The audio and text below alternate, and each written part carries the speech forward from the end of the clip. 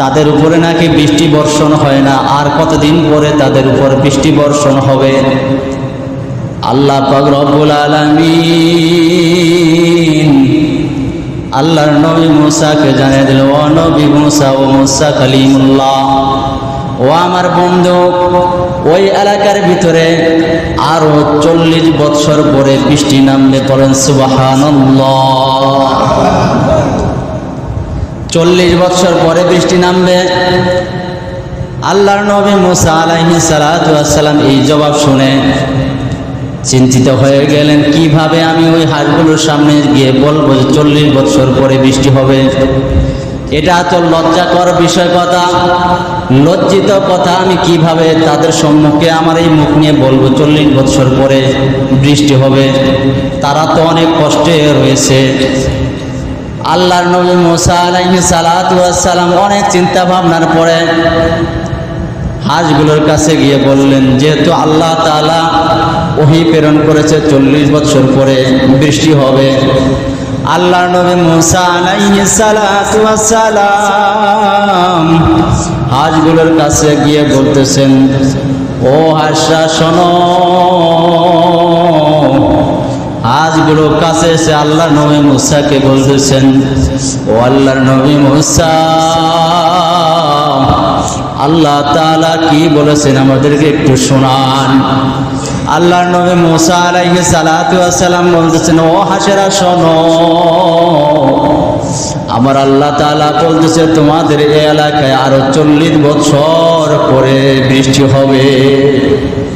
সঙ্গে সঙ্গে হাঁসগুলো একসঙ্গে জবাব দিয়ে দিয়েছে, সুবহানাল্লাহ। এই জবাব শোনার পরে আল্লাহর নবী মুসা আলাইহিস সালাতু ওয়াস সালাম হাঁসগুলোকে বলতেছে, আমি তো লজ্জিত মুখ নিয়ে তোমাদের সম্মুখে আসছিলাম যে 40 বছর পরে বৃষ্টি হবে। তোমরা দেখি আল্লাহ তাআলার শুকরিয়া আদায় করলা, কি কারণে তোমাদের মুখ দিয়ে শুকরিয়া আসলো? হাঁসগুলো জবাবে বলতেছে, ও আল্লাহর নবী মুসা, আল্লাহ পাক রব্বুল আলামিন আমাদের উপরে যে খুশি হয়েছে 40 বছর পরে বৃষ্টি দান করবেন। যদি আল্লাহ পাক রব্বুল আলামিন এই কথা শোনায় দিত যে আমাদের এলাকায় আর বৃষ্টি হবেই না, তাতেই বা আমাদের করার কি ছিল? আমরা তো আল্লাহ তাআলাকে কিছুই করতে পারতাম না। আল্লাহ তাআলা আমাদের উপরে এখনো যে খুশি রয়েছেন 40 বছর পরে যে আল্লাহ পাক রব্বুল আলামিন আমাদের উপরে বৃষ্টি দান করবেন, এই আল্লাহ তাআলার খুশির উপরে আমরা আল্লাহ তাআলার শুকরিয়া আদায় করছি। সকলে বলি সুবহানাল্লাহ। আল্লাহ তাআলা 40 বছর পরে বৃষ্টি দিবেন।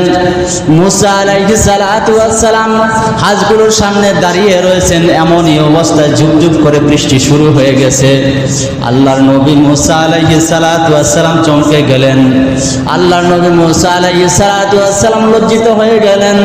আল্লাহ তাআলাকে জিজ্ঞাসা করলেন, ও আমার মালিক, ও আমার প্রভু,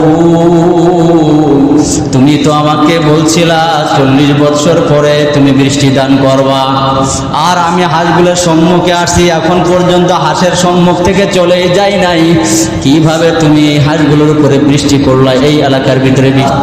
প্রশংসা পালনার্থে ওই বান্দা যতটুক পাওয়ার ছিল, যতটুক পাইতো রিজিক, আমি আল্লাহ পাক খুশি হয়ে তার রিজিকটাকে আরো বাড়িয়ে দিই।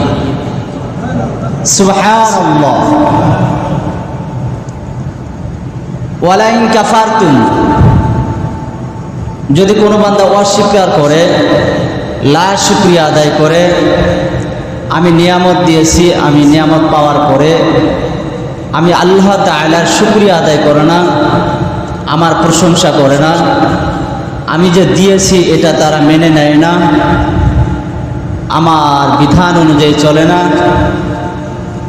ইন্না আযাবি লাশাদীদ, আমি তো ওই বান্দাকে যে শুকরিয়া দেওয়ার কথা ছিল, যে নিয়ামত দেওয়ার কথা ছিল, এই নিয়ামত তো দেবই না, বরং ওই বান্দার উপর, ওই গোলামের উপর আমি আল্লাহর পক্ষ থেকে আযাব অবতীর্ণ করব। নাউযুবিল্লাহ। আমরা শুকরিয়া আদায় করতে চাই না। সুবহানাল্লাহ বললে কি লাভ? সবাই আমার কথার জবাব উত্তর দিবেন। সুবহানাল্লাহ বললে আল্লাহর হাবিব বলেন, একবার সুবহানাল্লাহ বললে জান্নাতের ভিতরে একটি গাছ তৈরি হয়ে যায়। কি তৈরি হয়ে যায়? গাছ তৈরি হয়ে যায়। এটা কি কোনো মাকাল ফলের গাছ, কোনো তিক্ত বিষাক্ত গাছ, কোনো কাঁটাযুক্ত গাছ, কোনো তিক্ত গাছ নয়। রাসূল বলেন, একবার সুবহানাল্লাহ বললে জান্নাতের ভিতরে একটি গাছ তৈরি হয়। এই গাছটি হচ্ছে ওই বান্দার জন্য একটি ফলের গাছ। সুবহানাল্লাহ। যে এই ফল ধরলে বান্দা খাবে, জান্নাতের ভিতরে যাবে। বান্দার যদি খাবার ইচ্ছা হয়, বান্দা কি হাত দিয়ে পেরে খাবে? না। রাসূল বলেন, ওই বান্দার ওই ফলটা খাইতে হাত ধরা লাগবে না। বান্দা যদি শুধু মনের ভিতরে ইচ্ছা করে, আমার এই ফলটা খাইতে ইচ্ছা করছে, আল্লাহ পাক রব্বুল আলামিনের পক্ষ থেকে ওই গাছটা বান্দার কাছে চেপে আসবে। গাছ আছে 1 মাইল দূরে, বান্দার যাইতে হবে না। কারণ বান্দার গেলে তো কষ্ট হবে তার, তাই না? আর জান্নাতের ভিতরে তো কষ্ট নাই। গাছটাই আসবে আপনার কাছে। আসার পরে কি হাত দিয়ে ছিঁড়ে খাওয়া লাগবে? না। আল্লাহ তাআলা গাছকে নির্দেশ দিয়ে দিবেন যে ওর মুখের কাছে যাও। মুখের কাছে যাওয়ার পরে বান্দা হা করবে, বা হাত দিয়ে ছিঁড়াও লাগবে না, সঙ্গে সঙ্গে ফলটা তার মুখের মধ্যে পড়ে যাবে। সুবহানাল্লাহ। এইরকম বান্দা যতবার সুবহানাল্লাহ বলবে, ততবার একটি করে ফল গাছ হবে জান্নাতের ভিতর। এজন্য আমাদের বেশি বেশি সুবহানাল্লাহ পড়া দরকার আছে না নাই? কথা বলেন না, আছে না নাই? কিন্তু আজকে দুনিয়ায় তো আমরা সুবহানাল্লাহ পড়তে চাই না, আমাদের মধ্যে বের হয় না। কারণ কি? আমাদের ঈমানের দুর্বলতা। রাসূল বলেন, শুধু জান্নাতের ভিতরে গাছ এটাই কয় না, কয় কিয়ামতের ময়দানে আমার বান্দার সবচেয়ে বড় চাওয়া, বড় সম্বল হলো তার আমল নেক। যদি একবার সুবহানাল্লাহ বলে কি হবে? এই বান্দার আমল নামের ভিতরে পুরা আসমান জমিনের যত ফাঁকা জায়গা রয়েছে, এই ফাঁকা জায়গা পূরণ করতে যতটুকু পরিমাণ সওয়াব তৈরি করা হয়, আমার বান্দার আমল নামায় আমি আল্লাহ পাক রব্বুল আলামিন ওই পরিমাণ সওয়াব দিয়ে দিই। করেন সুবহানাল্লাহ।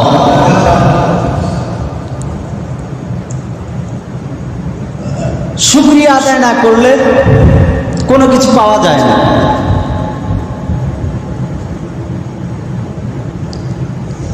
আল্লাহর নবী মুসা আলাইহিস সালাতু ওয়াস সালাম নবুয়তের জিন্দেগি চলছে।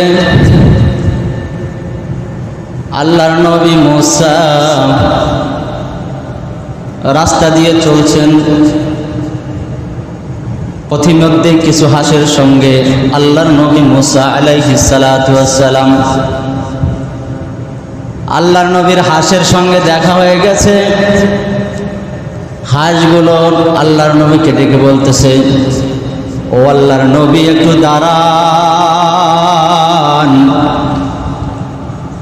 আপনার সঙ্গে আমাদের কিছু কথা রয়েছে। আল্লাহর নবী হাঁসের কথা শুনে দাঁড়িয়ে গেলেন।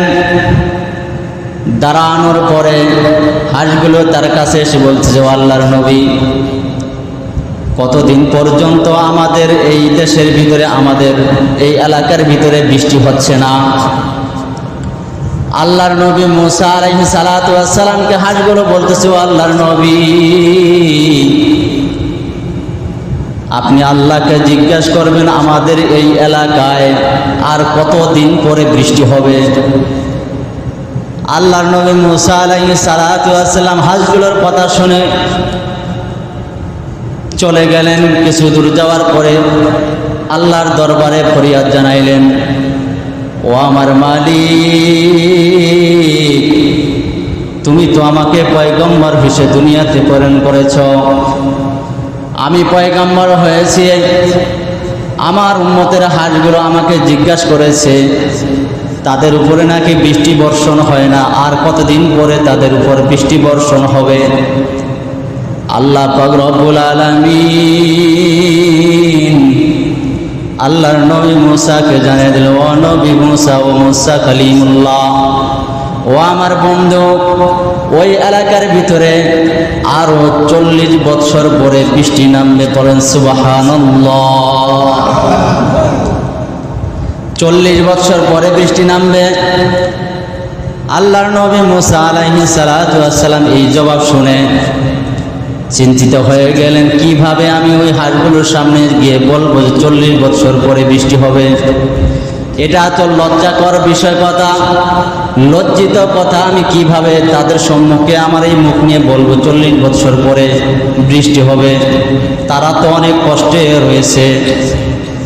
আল্লাহর নবী মুসা আলাইহিস সালাতু ওয়াস সালাম অনেক চিন্তা ভাবনার পরে হাঁসগুলোর কাছে গিয়ে বললেন, যেহেতু আল্লাহ তাআলা ওহী প্রেরণ করেছে 40 বছর পরে বৃষ্টি হবে, আল্লাহর নবী মুসা আলাইহিস সালাতু ওয়াস সালাম হাঁসগুলোর কাছে গিয়ে বলতেছেন, ও হাঁসরা শোনো। হাঁসগুলোর কাছে এসে আল্লাহর নবী মুসাকে বলতেছেন, ও আল্লাহর নবী মুসা, আল্লাহ তাআলা কি বলেছেন আমাদেরকে একটু শোনান। আল্লাহর নবী মুসা আলাইহিস সালাতু ওয়াস সালাম বলতেছেন, ও হাঁসেরা শোনো, আমার আল্লাহ তাআলা বলতেছে তোমাদের এই এলাকায় আরো 40 বছর পরে বৃষ্টি হবে। সঙ্গে সঙ্গে হাঁসগুলো একসঙ্গে জবাব দিয়ে দিয়েছে, সুবহানাল্লাহ। এই জবাব শোনার পরে আল্লাহর নবী মুসা আলাইহিস সালাতু ওয়াস সালাম হাঁসগুলোকে বলতেছে, আমি তো লজ্জিত মুখ নিয়ে তোমাদের সম্মুখে আসছিলাম যে 40 বছর পরে বৃষ্টি হবে। তোমরা দেখি আল্লাহ তাআলার শুকরিয়া আদায় করলাম, কি কারণে তোমাদের মুখ দিয়ে শুকরিয়া আসলো? হাঁসগুলো জবাবে বলতেছে, ও আল্লাহর নবী মুসা, আল্লাহ পাক রব্বুল আলামিন আমাদের উপরে যে খুশি হয়েছে 40 বছর পরে বৃষ্টি দান করবেন। যদি আল্লাহ পাক রব্বুল আলামিন এই কথা শোনায় দিত যে আমাদের এলাকায় আর বৃষ্টি হবেই না, তাতেই বা আমাদের করার কি ছিল? আমরা তো আল্লাহ তাআলাকে কিছুই করতে পারতাম না।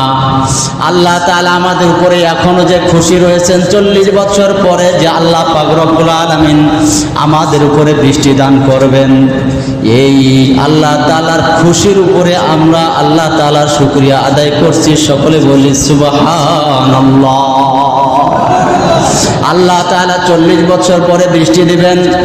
মুসা আলাইহিস সালাতু ওয়াস সালাম হাঁসগুলোর সামনে দাঁড়িয়ে রয়েছেন, এমনই অবস্থায় ঝুপঝুপ করে বৃষ্টি শুরু হয়ে গেছে। আল্লাহর নবী মুসা আলাইহিস সালাতু ওয়াস সালাম চমকে গেলেন। আল্লাহর নবী মুসা আলাইহিস সালাতু ওয়াস সালাম লজ্জিত হয়ে গেলেন। আল্লাহ তাআলাকে জিজ্ঞাসা করলেন, ও আমার মালিক, ও আমার প্রভু,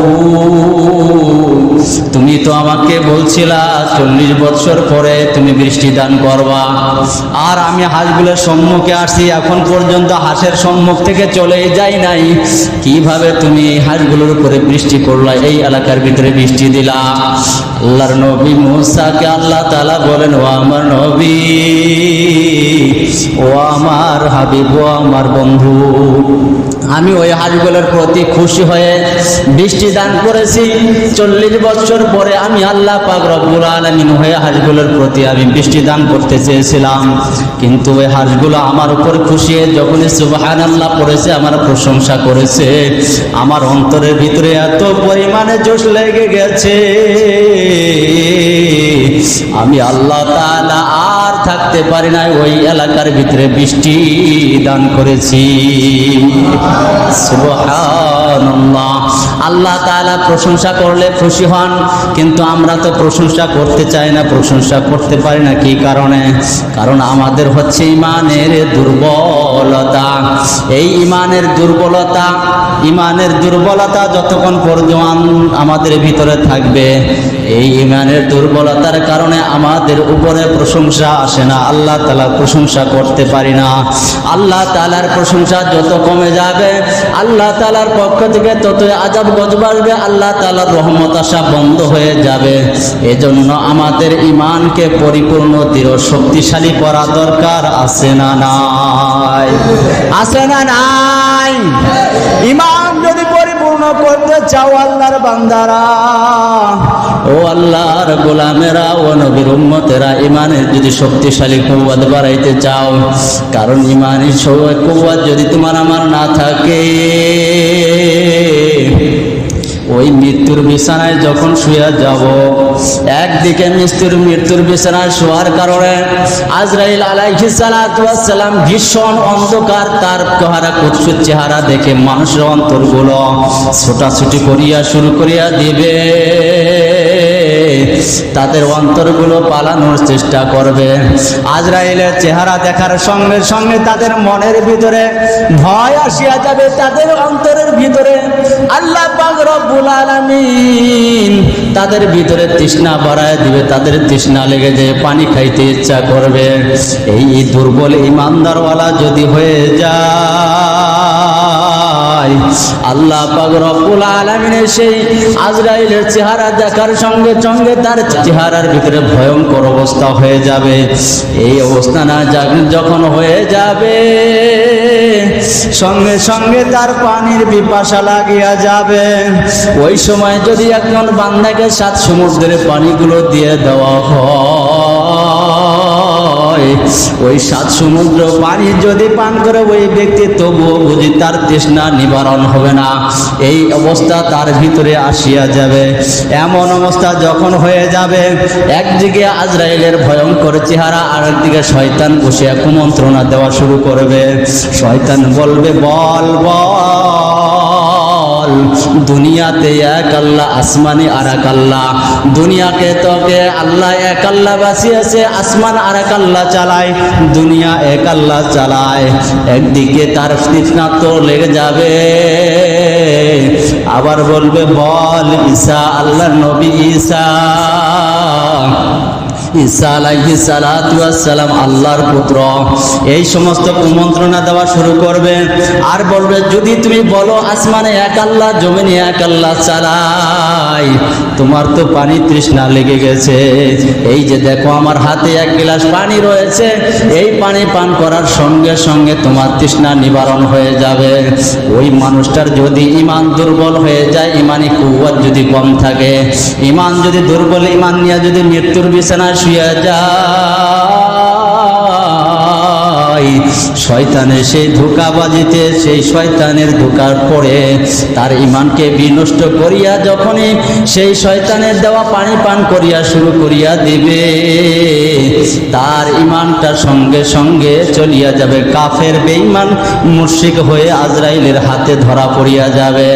আজরাইলের হাতে ধরা পড়ার সঙ্গে সঙ্গে কাফের মুশরিক হয়ে যখন মৃত্যুর বিছানায় শুয়ে যাবে, আল্লাহর নবী বলেন, ওই সময় আজরাইলের চেহারাটা এমন হবে, তার ভিতর থেকে ওই রূহটা বের হইতে চাইবে না। খপ করিয়া ওই বান্দা রূহটাকে ধরিয়া কান দিয়া বের করিয়া নিয়ে যাবে। ওই বান্দার পিছন দিয়া যুগ যুগ করিয়া তার কজলাগুলো বের হয়ে যাবে, পিছনের রাস্তা দিয়ে পিছনের মলগুলো বের হইয়া যাবে।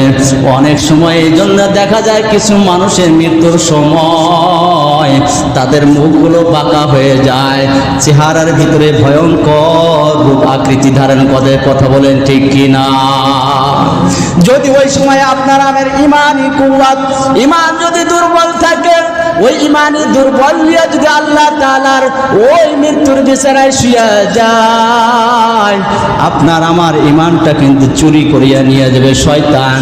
এই ঈমানকে যদি শক্তিশালী করতে চাও রে মুসলমান ঈমানদার আল্লাহর গোলাম, যদি 10টি আমল করতে পারি, আল্লাহ পাক রব্বুল আলামিন ওয়াদা দিয়ে দিয়েছেন, ওই বান্দার ঈমান আল্লাহ তাআলা শক্তিশালী করিয়া দিবে।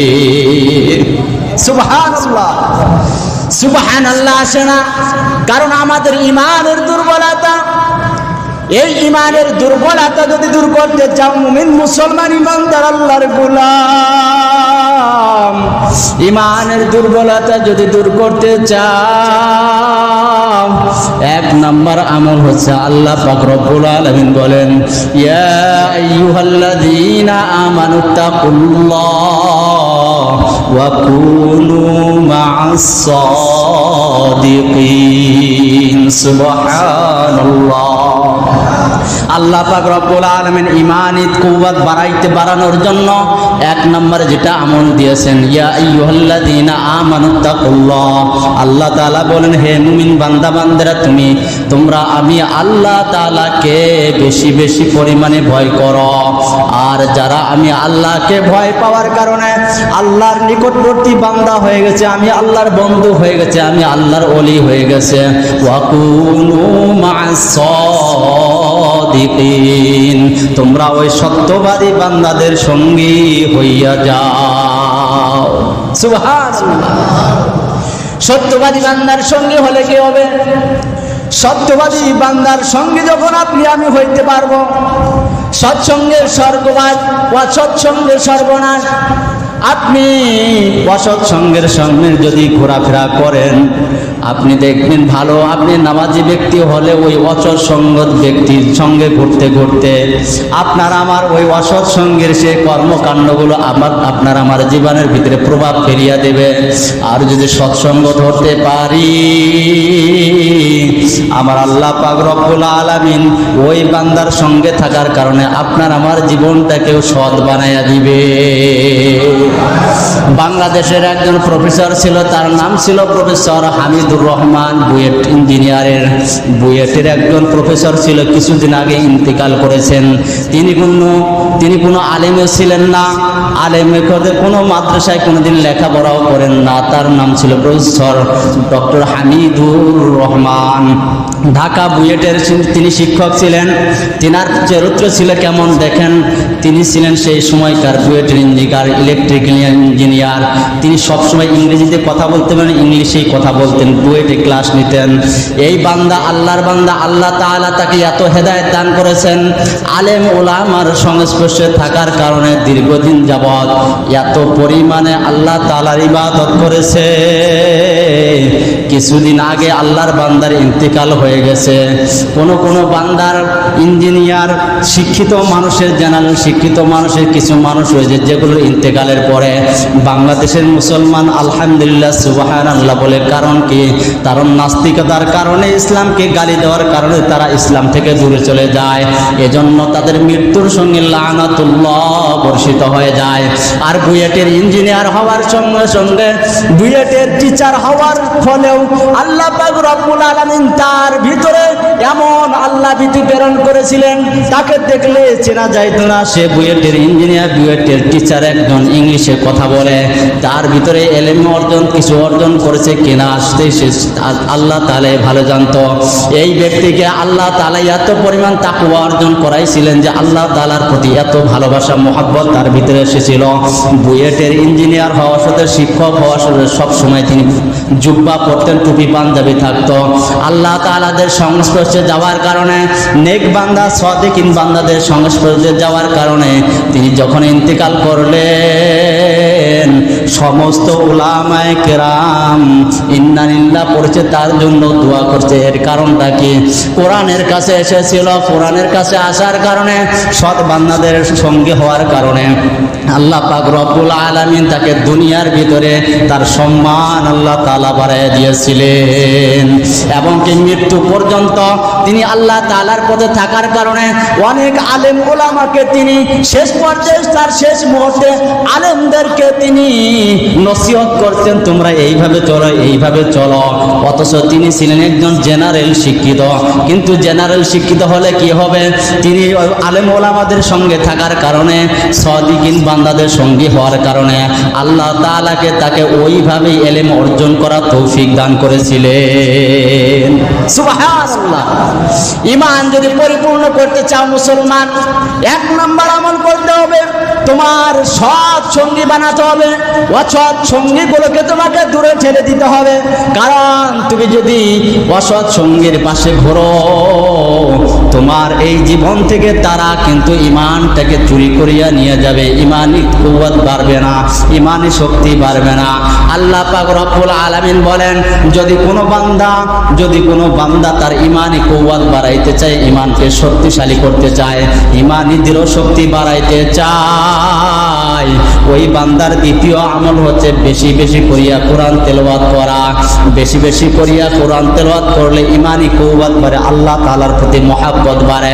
কিন্তু আমরা দেখা গেলে আমাদের সারা বাংলাদেশের ভিতরে যদি আমরা এখন যদি গণনা করা হয়, বাংলাদেশের ভিতরে 92% মুসলমানের ভিতরে হয়তোবা 80% তারা কোরআন পড়তে জানে না। কথা বলেন ঠিক কিনা?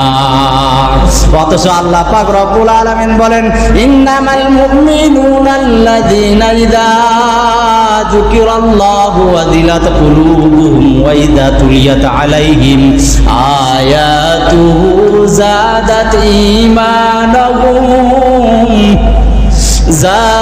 ঈমানাহুম ওয়া ইযা তুলিয়াত আলাইহিম যাদাতহুম ঈমানা ওয়া আলা রাব্বিহিম ইয়াতাওয়াক্কালুন। সুবহানাল্লাহ।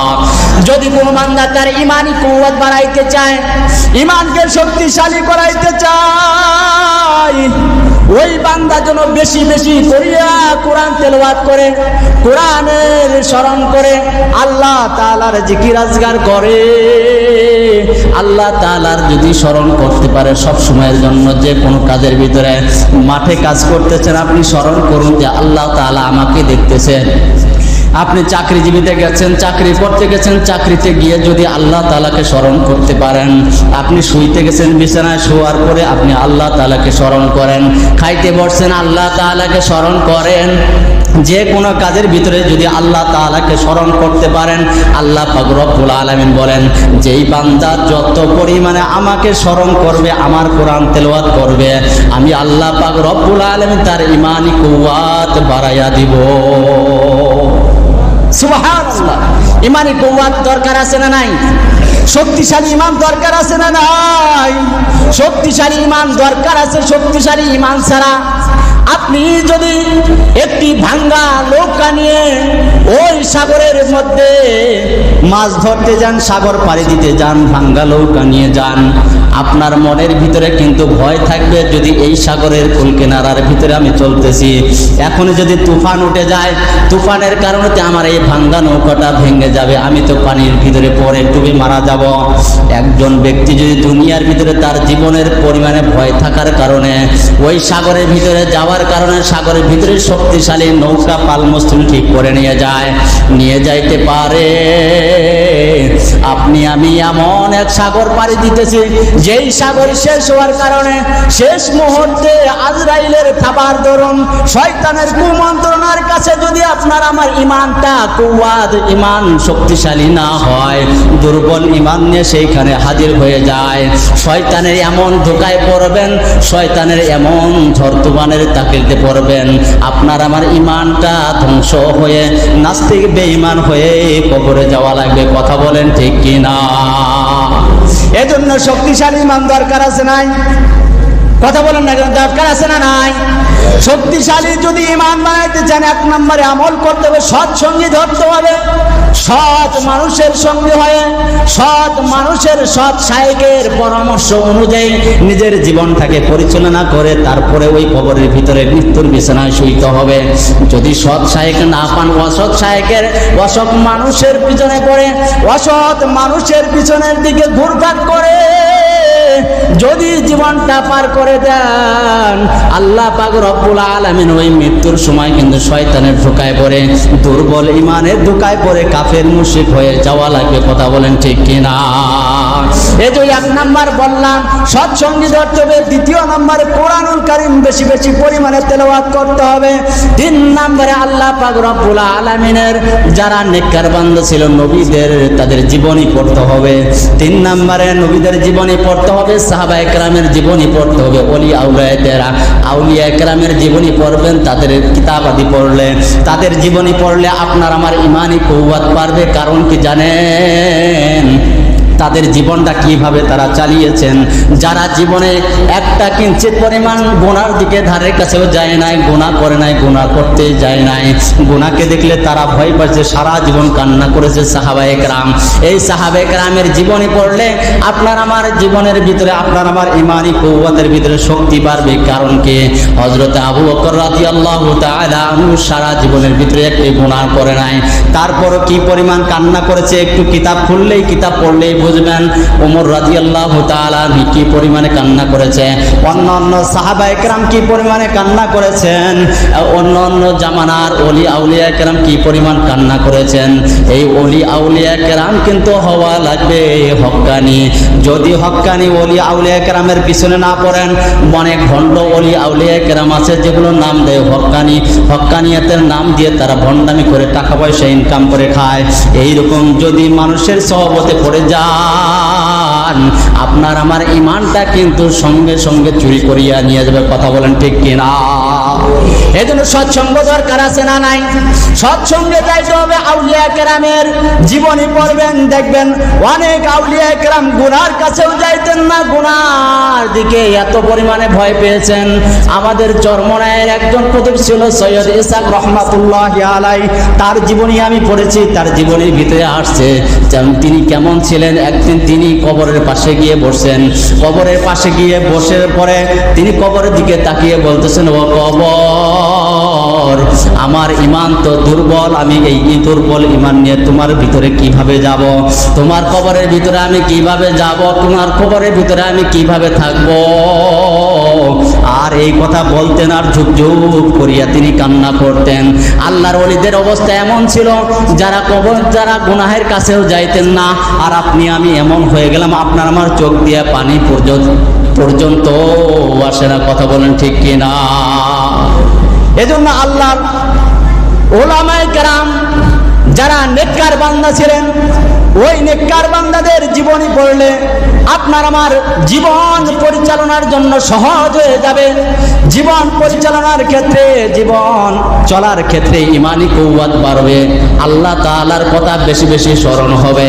3 নম্বরে বললাম আউলিয়া কেরাম, সাহাবায়ে কেরাম, নবীদের জীবনী পড়া লাগবে। 4 নম্বর আল্লাহ তাআলা বলেন, আলা যিকরিল্লাহি তাতমাইন্নুল কুলুব। যেই ব্যক্তির আত্মা যত পরিমাণে জিকির করে, আল্লাহ তাআলার স্মরণ করে, ওই ব্যক্তির আত্মা তত পরিমাণে বিশুদ্ধ হয়ে যায়। সুবহানাল্লাহ। আপনার আমার অন্তরকে বিশুদ্ধ করার দরকার আছে না নাই? ইমানি কুওয়াত বাড়ানো দরকার আছে। কারণ ইমানি কুওয়াত যদি না বাড়ান, আপনার আমার অন্তরের ভিতরে কিন্তু জং ধরে। জং ধরার জন্য দুনিয়ার ভিতরে, এর আগেও আমি হাদিসটা বলেছিলাম যে জং ধরার, দুনিয়ার ভিতরে কোনো লোহার উপরে যদি জং ধরে, দুনিয়ার লোহার উপরে জং ধরার জন্য রেয়াত ব্যবহার করতে হয়।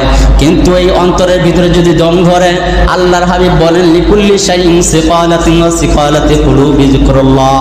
যদি কোনো বান্দা, মানুষের, প্রত্যেক মানুষের কলবের উপরে জং ধরতে থাকে, গুনাহ করতে করতে তাদের গুনাহটার ভিতরে তাদের অন্তরটা মরিচা পড়ে যায়, আল্লাহ তাআলার ইবাদত তাদের ভালো লাগে না, নামাজ ভালো লাগে না, জিকির আজকার ভালো লাগে না, উলামায়ে কেরামকে ভালো লাগে না, গান বাদ্য বাজনা এগুলো গুনাহের প্রতি তাদের অন্তর ভালো লাগে। এই সমস্ত দূর করার জন্য আল্লাহর হাবিব বলেন, লিকুল্লি শাইইন সিকালাতুন ওয়া সিকালাতু কুলুবি যিকরুল্লাহ। যেই বান্দা যত পরিমাণে আল্লাহ তাআলার স্মরণ করবে, জিকির আজকার করবে, আল্লাহ তাআলার সব কাজের ভিতরে আল্লাহ তাআলাকে স্মরণ করবে, ওই ব্যক্তির আত্মা তত পরিমাণে পরিষ্কার হয়ে যাবে। জিকির হচ্ছে বান্দার অন্তর পরিষ্কার করার জন্য, এটা একটা র‍্যাত। এই র‍্যাত যত পরিমাণে যত মানুষ ঘষবে, তার ঈমান পরিষ্কার তত পরিমাণে হয়ে যাবে। সুবহানাল্লাহ। আপনি ঘষবেন অল্প, আপনার পরিষ্কার হবে অল্প।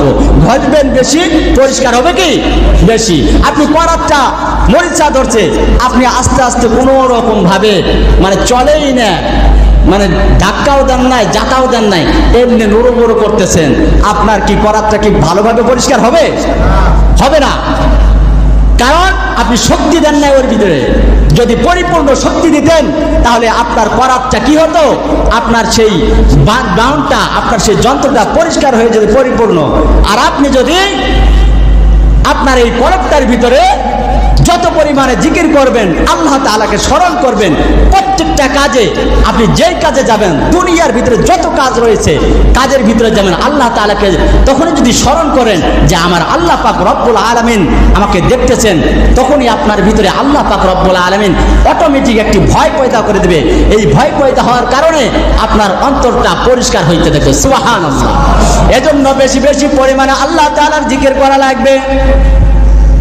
5 নম্বর আল্লাহ পাক রব্বুল আলামিন বলেন, ইন্না ফি খালকিস সামাওয়াতি ওয়াল আরদ ওয়া ইখতিলাফিল লাইলি ওয়ান নাহারি।